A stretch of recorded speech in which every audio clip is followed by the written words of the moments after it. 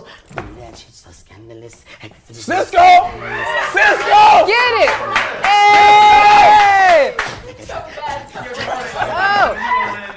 Oh, get it. Baby, make your booty go down.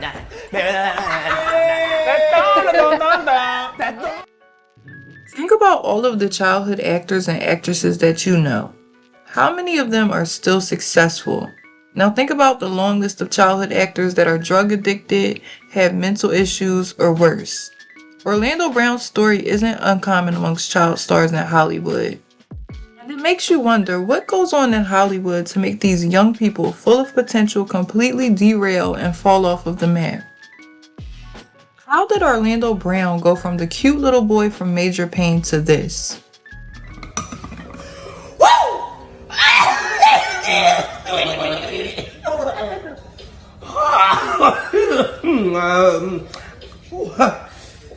So I'm gonna cook breakfast for you. Some would call it the dreaded Disney curse, but it's not just Disney. This seems to be a common theme with childhood stars. Think about Amanda Bynes and Macaulay Culkin, the Olsen twins, and so many more. The pressures that come with fame and the awful things that go on behind the scenes in Hollywood can be a lot to endure for an adult. So imagine putting all of that pressure on a child. It's a recipe for disaster. That's why a lot of our favorite childhood stars don't make it out of Hollywood the same way they came, or they don't come out at all. Orlando Brown's life changed overnight.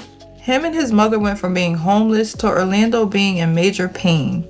His first movie was with the comedic legend Damon Wayans, so it was clear he was destined for greatness. That role catapulted him into stardom, and he ended up landing roles in major sitcoms like Family Matters, The Jamie Foxx Show, and Two of a Kind.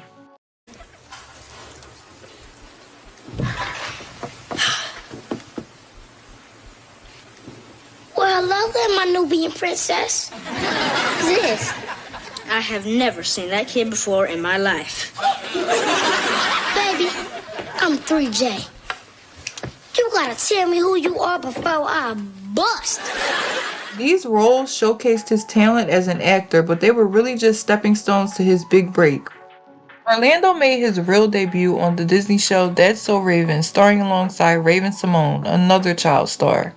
In my opinion, That's So Raven was the best show on the channel at that time, and it was the golden era for the Disney Channel. If you were a kid in the early 2000s, then you know what I'm talking about, but that's another video for another time. Orlando Brown really made a name for himself on that show. He was undeniably funny, and he could also sing. Nobody else could have played his role as Eddie in That's So Raven. It was meant. Wife and Fillmore, I was Fillmore, Sticky, I'm Sticky from the Proud Family, Evan from Cliff and the Big Red Dog, I played Gerald from Hair Arnold for 3 episodes. The main Gerald, a guy from Hair Arnold, his name is Gerald, he's a great friend of mine, but he also played Mo Money on Wayne Head, because I was Wayne Head as well. They let me play a different character like a couple times, but for the most part. Because of his success, he easily earned opportunities on Disney, like his role on The Proud Family as the voice of Sticky. He made his mark on the Disney Channel, playing some of the most memorable and beloved characters, but nothing lasts forever. So after 4 years and 99 episodes of That's So Raven, the show was subsequently canceled, and Orlando was out of a job. And he was no longer a child star. He was an adult in the awkward transition phase of trying to find grown-up roles in Hollywood. The awkward phase of the childhood star transitioning into an adult Hollywood actor is crucial. It will either make or break you, and only a select few make it past this phase. A lot of child actors have a really hard time adjusting into adult life when their whole persona is based around who they were as a child. A lot end up broke and broken because the glitz and glamour of Hollywood is gone, and the big roles just stop coming in. It's a harsh reality to deal with, and things go bad fast. After That's So Raven, Orlando landed a few voice acting roles, but nothing like his previous jobs. The roles and offers he once had were drying up, and Disney wasn't interested in doing any spin-offs with him. It also didn't help that he was arrested while still under contract with Disney in 2007, so they decided to let him go a year later. This was the beginning of the end for Orlando. Orlando, being the talent that he is, didn't let this get in his way, so he decided that he would create his own show called The Orlando Brown Show.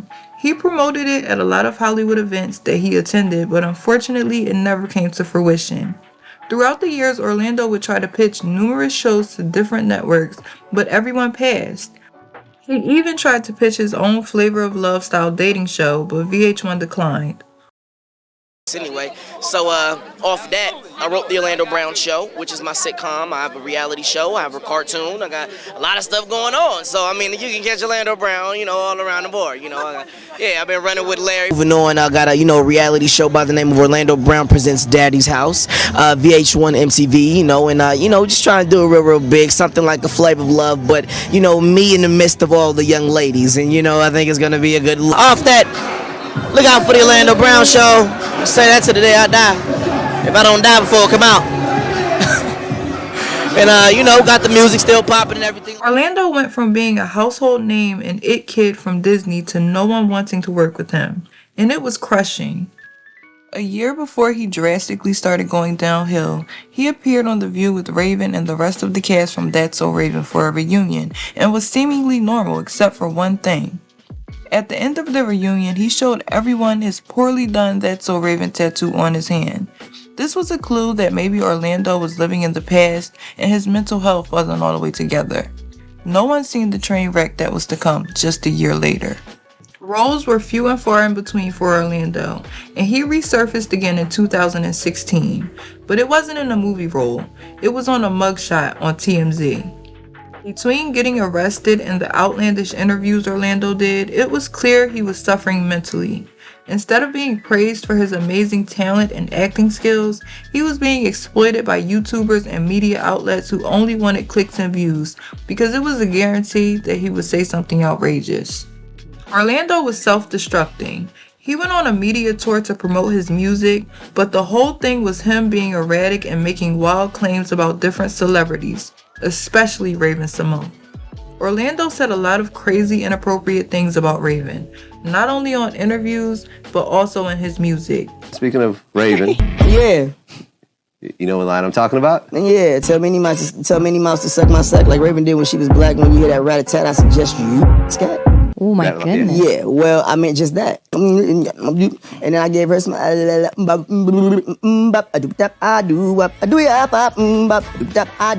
Orlando was someone who once worked alongside Raven, but now he was acting like an obsessive, crazed fan, getting bad neck tattoos of Raven's face and spilling the intimate details of their so-called relationship. Raven to this day has not responded to any of Orlando's claims. Orlando put the nail in the coffin of his career by doing interviews, showing the world how unstable he truly was, especially the infamous Vlad interview. The range of emotions I felt watching that interview went from sad to perplexed to amused. I almost felt crazy, because it was so weird seeing someone that I loved and grew up watching turn into something so unrecognizable. Up in the sun with a day under the sea. I said, come here and let me tickle your. I tickle it this way. I tickle it that way. The combination of Orlando's mental illness, drug abuse, and the exploitation of the media destroyed his chances of coming back to Hollywood.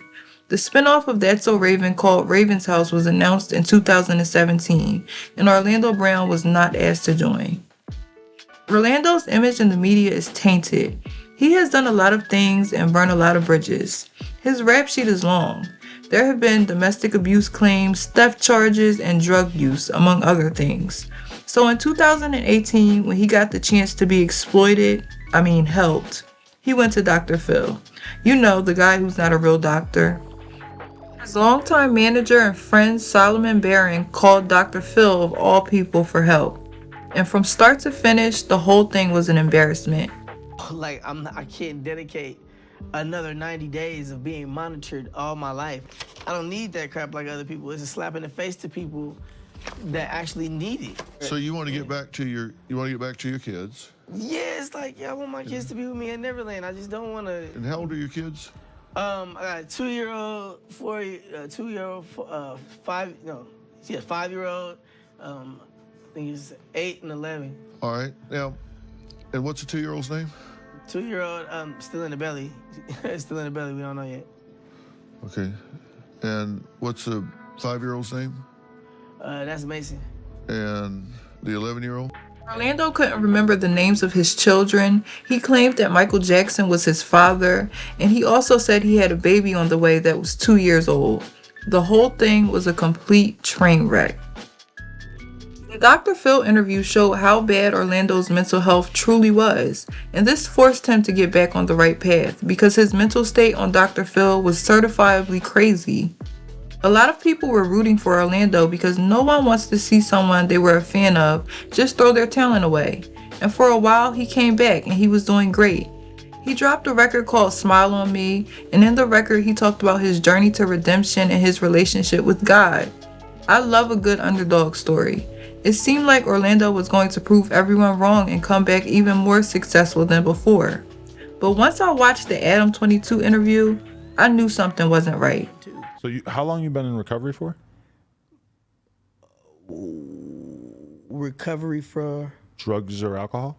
I haven't been in. Oh, so you don't fuck with that at all? I was kind of the impression that. Oh yeah, nah, bro, nah. That's you just did it for a little while and then. Yeah, okay. Like literally, when I tell you it was an experiment, I experimented. You know what I'm saying?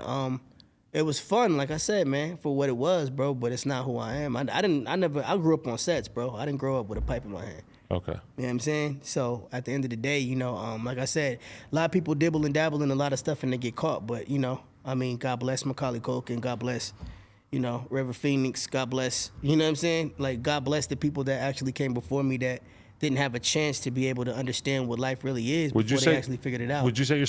In this interview, he took no accountability for his actions, and the whole thing was just odd. He acted like all of the crazy stuff that he did in the public eye didn't happen, and he made excuses or just flat out lied about all of the things that happened in his past, and his obvious drug use. Orlando was on another media tour, and each interview was worse than the last. When's the last time you and Raven did talk? I'm tired of bullshit. You understand me? I'm tired of it. No. The only thing about it is like this. Like, we talk and it's like I said, it's roundabout. Not supposed to know it's her, not supposed to know it's this, not supposed to know it's that. It's fucking awkward. It's weird. Just get over it. So like someone else DMing you? No, it's like the spirit changed things. So I'm telling you, it's like she's sitting right here, and I can't say that it's Raven because you don't look like Raven. Or she's sitting over there, and then oh my gosh, it's Raven. But how do you explain that? Is he nuts? Is he nuts? But when Orlando sat down with Tasha K, everyone could see once again that he wasn't okay. And again, this was just another YouTuber exploiting his mental state. Once again, Orlando is viral for making comments about Bow Wow, and I can't say I'm surprised. I don't think he has anyone around that truly loves him, because if he did, then he wouldn't get online and embarrass himself the way he does. I don't know if it's the people around him who's trying to take advantage of his infamy, or maybe he refuses to get real help, but it's sad to see such a talent go to waste because of the evil nature of the industry. Hollywood can be a cruel place, and it has the tendency to chew you up and spit you out. And this is just another case of that. Hopefully Orlando Brown's story doesn't end in tragedy and he can redeem himself. But what do you guys think about Orlando Brown? Why is it that a lot of these child actors share the same story? Let's talk about it in the comments, and don't forget to like, comment, and subscribe to Gossip Snob. I'll see y'all in the next one. Bye!